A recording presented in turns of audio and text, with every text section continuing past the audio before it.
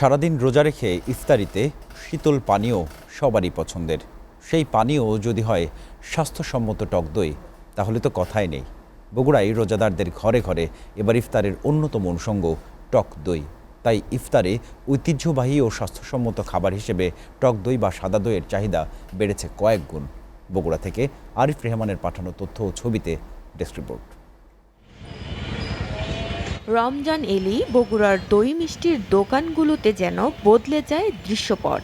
স্বাভাবিক সময়ের তুলনায় টক দই ও সাদা দইয়ের চাহিদা বেড়ে যায়। শরীর ঠান্ডা রাখা আর প্রশান্তির খোঁজে রোজাদারদের ভরসা এখন টক দই।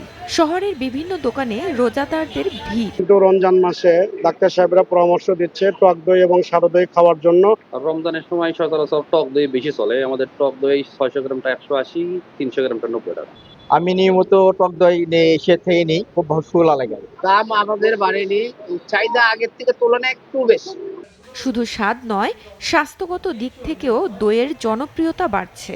দই শরীরের পানি শূন্যতা দূর করে এনে দেয় স্বস্তি। রমজান উপলক্ষে সাদা দই চাহিদা একটু বেশি থাকে। রমজানে আমাদের সাদা দইয়ের চাহিদা অনেক বেশি। তবে দই সবসময় চললেও সাদা দইটা ইফতারের সময় সবারই কাছে পছন্দনীয়। সেহরি এবং ইফতারিতে দইটা আমরা খাওয়ার জন্য দইটা নিতে আসছি। রমজানে দইয়ের বাড়তি চাহিদার কথা জানান এই উদ্যোক্তা। মাহের রমজান উপলক্ষে আমাদের টক দইয়ের চাহিদা বা সাদা দইয়ের চাহিদা একটু হলেও বেড়েছে। অন্যান্য সময়ে যে মিষ্টি দইয়ের যে চাহিদাটা থাকে, এখন সেটা শিফট হয়েছে টক দইয়ের দিকে। বগুড়ার দইয়ের সুনাম বহুদিনের।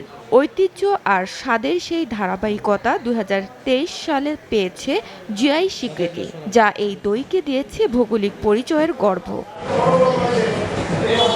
SATV news desk.